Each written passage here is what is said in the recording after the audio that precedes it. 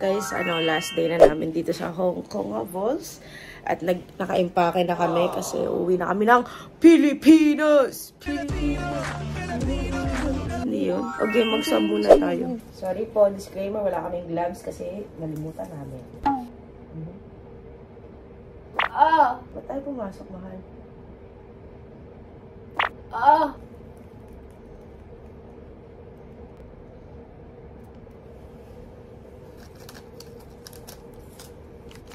For the swabbing persons.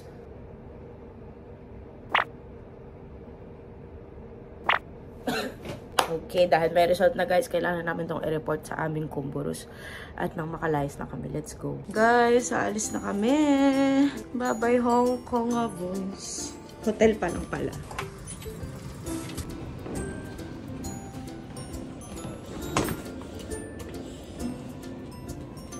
Let's go. Let's go. Ayun, mahal.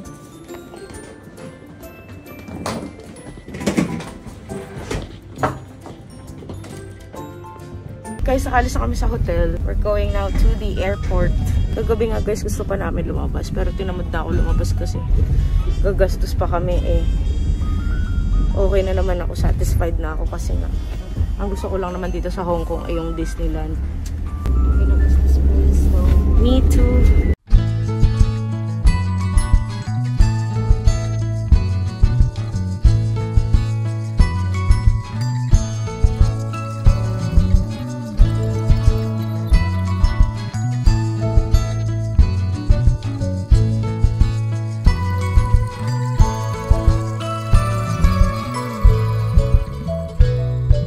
I don't wanna go.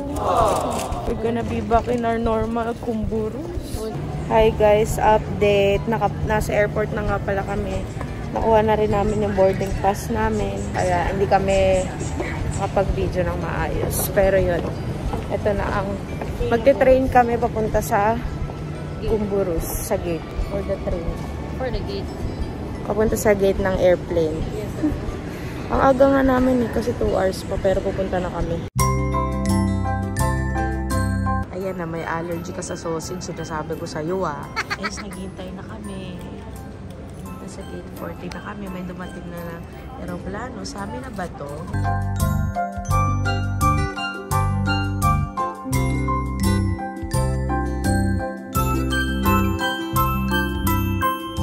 Sakay na kami guys. We're going home.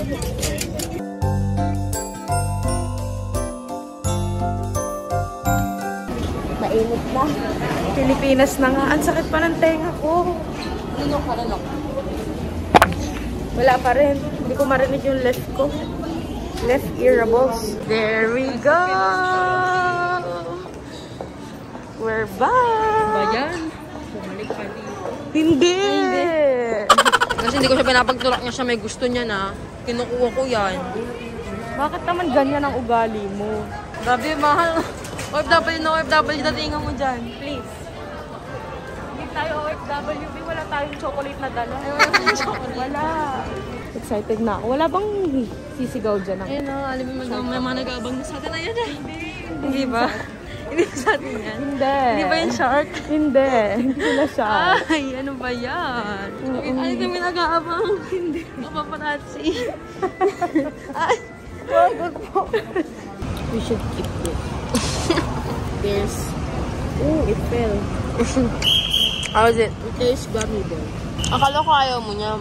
Nangasanda ko sa'yo ng bouquet. Ayun, sinundan mo ako ng bouquet ng gummy bears. Kulang na lang. Gusto mo magka-diabetes na ako. Parang 24 pieces ata yun. More. Tapos puro... Ang dami. Iba-iba. Pinamigay ko yun ah. Pinamigay niya. Lahat ng mga binibigay ko, pinapamigay niya lahat. Oy, hindi ko pinamigay lahat. Siyempre kumain din ako mahal. Ano gusto mo Diabetes na lang ako. Keep mo. Sa'yo pa din yun. Kasi gusto mo pa rin naman ng gummy bears eh. Nag-keep naman ako eh. Naubos ko na nga lang. Sorry. Siga-siga. Pagkaman lang bading. Hindi ka ba bading? Hindi. Hala, akala na yung bading ka, Ali. Wala, hindi. Sumaka ko lang mali siya. Oo. Bading ka pala eh. Oo. Bading ka eh. Oo. Ako, kiskit ako ng mali siya. Oo. Hindi ako bading. Bading ako. Alam mo ko i-kiss. So, bading ka na. Narinig niya yun, ha? Si Ali nasa loob na kasi ngayon nakarating na kami sa hotel. Nag-check-in muna kami sa hotel kasi sobrang gabi na. Mag-11 something na. Mag-aalis 12 na ng gabi pala. Kaya nag-check-in na muna kami kasi hindi rin naman kami pwedeng bumalik ng FNC at ng Tox. Sa Tox si Ali, sa FNC ako. Nang karin ka late kasi may time lang kami ng balik. So, bigyan ko lang kayo ng quick recap na nangyari all throughout ng Hong Kong journey namin ng Shark. Bakit hindi ko sinama si Ali sa sasabihin ko na to? Kasi para sa kanya tong sasabihin ko.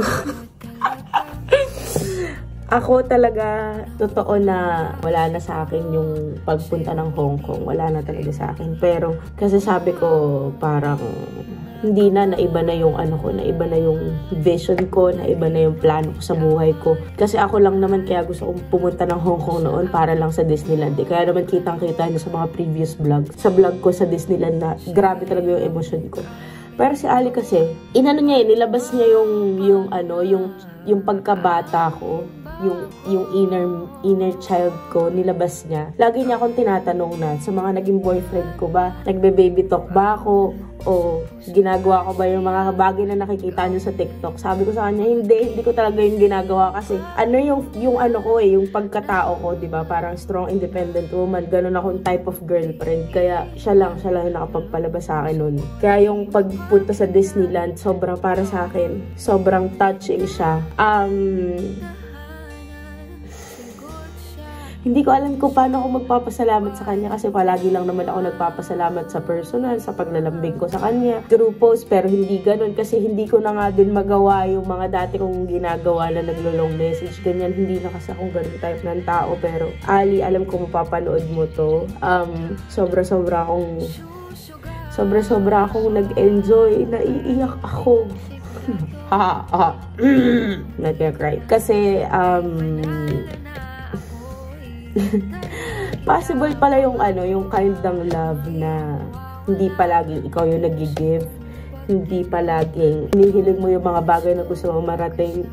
Ako, ang dami ko ng goals na na-achieve sa buhay ko in a young age. Ang dami ko ng goals na na-achieve sa buhay ko kasi sobrang ganun talaga ako goal directed. Pero hindi ko inaakala na posible pala na makaabot ka ng dream mo ng hindi lang ikaw yung gumagawa. Gets nyo yun?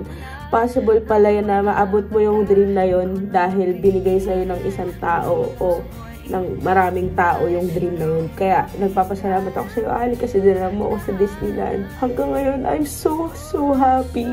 Para sa akin, siya, hindi ko ma-explain. I've had a lot of achievements this year, but this one is the best. Kung napansin nyo sa Hong Kong trip namin, 5 days kami doon. Lahat lang ng gusto ko talagang puntahan doon is just Disneyland, yun lang. Kaya wala kami masyadong pinuntahan kasi yun lang talaga yung gusto ko marating. But syempre, hindi rin namin inaksa yung araw kaya nagpunta rin kami sa ibang place gaya ng Gongping 360. So, yun. Thank you, Ali. Thank you so much. I love you very much more than you know. Palagi tayong nag-uusap, yung deep talks natin, yung goals natin. Parehas kasi tayong competitive, parehas tayong goal-directed, pero hindi ko inaakala na ipaprioritize mo yung gusto ko over your desire, over your goals. Kasi hindi ako makapaniwala na possible pala yun. The kind of love you're giving me is really exceptional. I have never experienced yung ganitong kind of love sa past relationships ko. I mean, it's beyond comparing. Hindi ko talaga kaya i-compare. Thank you so much, mahal. Yung Disneyland ko, it's it will always be my best memory of 2022. Even though hindi ko kasama yung family ko doon, pero sigurado ako dadali namin ni Ali ang family ko doon. Kasi deserve din nilang makita yung saya na nararamdaman ko ngayon. At may aftershock pa siya talaga. Yun. Thank you so much, Ali, and mahal kita. And kay Ate Sunflower, maraming salamat, Ate Sunflower, kasi grabe mo kami spoil ni Ali, may sa Kumu, sa lahat. Kapag kailangan namin ng tulong mo, sobrang one call away ka lang. Thank you, Ate Sunflower. Hindi ko sasabihin ang real name mo kasi ayaw mo nang na-expose ka, pero thank you so much. And also, syempre sa mga shark at saka sa mga ibon, hindi naman kami mapupunta sa point na ganito kung hindi ganun din yung support nyo sa amin.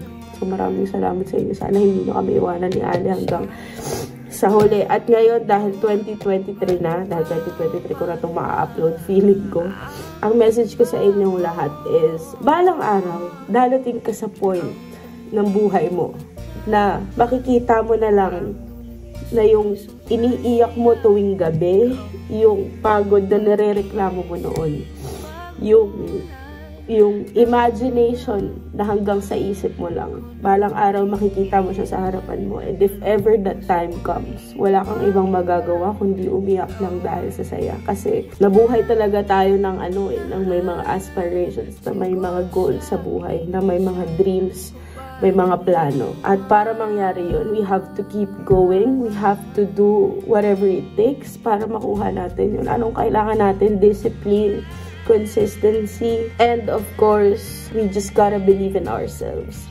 Hindi man natin nakukuha pa ngayon yung the best partner. Ako kasi nakuha ko na yun. Pero maniwala lang kayo, maybe may mga tao kasi hindi talaga destined na makakita nun for the meantime. Pero I believe na meron. Pero habang wala, guys, just believe in yourself. Who would have thought na kayo na yung susunod na mag-video ng sarili nyo? Dahil sobrang saya nyo na na-attain nyo na yung goal or dream nyo sa buhay nyo. So, just keep going, guys. We can do it. Sugod lang ng sugod. So yun, guys. I-end ko na tong vlog na to. Ali, kasi naliligo pa siya. Hindi ko na siya isasama. O isama ko siya. Hindi na rin niya ito mapapansin. Pero yun. Guys, do not forget to like, comment, share, and subscribe to our YouTube channel and click the notification bell button para lagi kayong updated. And syempre, meron kaming individual YouTube channel ni Ali. Sa akin, Teacher Shastin, si Ali, RC Silvestre. Mag-subscribe na rin kayo doon. And that's it. Thank you, everyone. And kung meron kayong mga message, comments, o may tanong kayo, i-comment nyo lang dyan sa comment section. Sasagutin namin yun ni Ali. Or gagawin namin yung mga suggested vlogs nyo or suggestions nyo. Bye, everyone. 1, 2, 3. Bye. Gaano man kalupit ang mundo, ikaw lang, sa'yo lang, walang ibang